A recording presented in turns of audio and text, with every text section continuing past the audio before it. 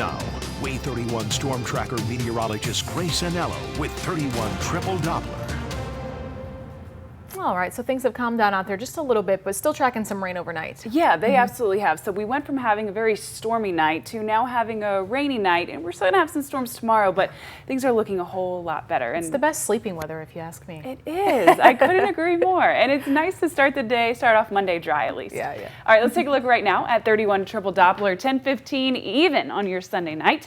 And things are looking not half bad, honestly. We saw our fair share of severe thunderstorm warnings earlier, and we saw some serious hail and gusty wind as well, but at least for right now, conditions are mostly benign and all completely calm. Now, the biggest stretch of rain that we're seeing, the strongest I should say, is pushing north and east of Town Creek. This will make its way towards Rogersville, cross over 72, and continue to track towards 65. Now, this is not severe, and it is just rain at this point without any thunder or lightning, but it's bringing those torrential downpours. So if you're in this area and you got to take the dog out one last time before bed, make sure you look up at the sky before you head out and maybe wait a few minutes.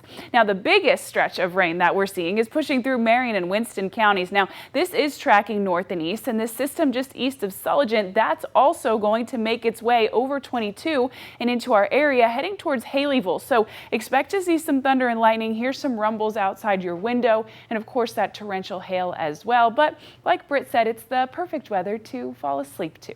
75 degrees in Lawrenceburg, Tennessee, 76 here in Huntsville, and 72 in Gunnersville. Staying warm and for sure staying muggy overnight tonight, and that's a trend we're really going to keep with us for the next several days as well. Now, future radar looking very different than it did just about 45 minutes ago. When we spoke earlier this afternoon in the 5 o'clock show, we had a full night of storms and a full morning of storms first thing on Monday. Well, that system has tracked north and dried out significantly, so now what we're seeing is just rain.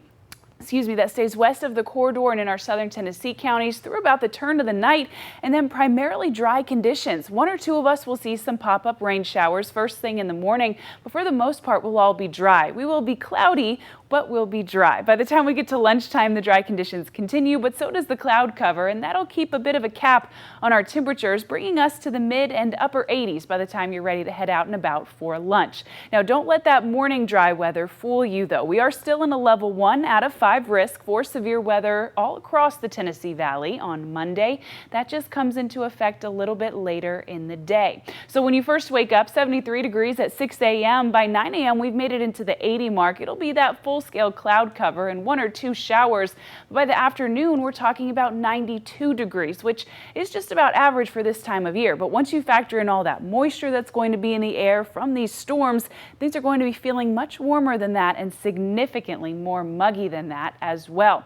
Those second round of storms, the ones with the potential to be severe on Monday, those will come to us later into the afternoon, becoming strong and bringing plenty of rumbles of thunder around 3 or 4 o'clock, pop up in nature all across the valley with no real rhyme or reason. They'll stay strong with us through dinner time, and at 6 and 7 o'clock, you'll want to make sure that you're inside because any of these storms are going to bring gusty winds, and they do have a high probability of bringing hail as well. The good news is that gets out of our system by bedtime, so it'll be just the cloud cover and the calm conditions by the time we head to bed on Monday. When you wake up on Tuesday, Independence Day, my second favorite holiday of the whole year, things will be soggy in the morning and afternoon. Our high temperature will sit in the low 90s, but by the time we get ready for fireworks, conditions will be dry. A little bit cloudy, but dry, and that certainly is a win for your Independence Day. The trash pandas are back in town throughout this week. It's anybody's guess if we're going to get those games in. If you're looking for a sunshiny day, well, that's going to be Saturday, talking about a high temperature of 90 and mostly sunny skies for the first time in quite some time. Silver linings, the fact that the 4th of July at night will be decent. We'll be good to go. Right? We should see some beautiful firework displays. All right. Thank you.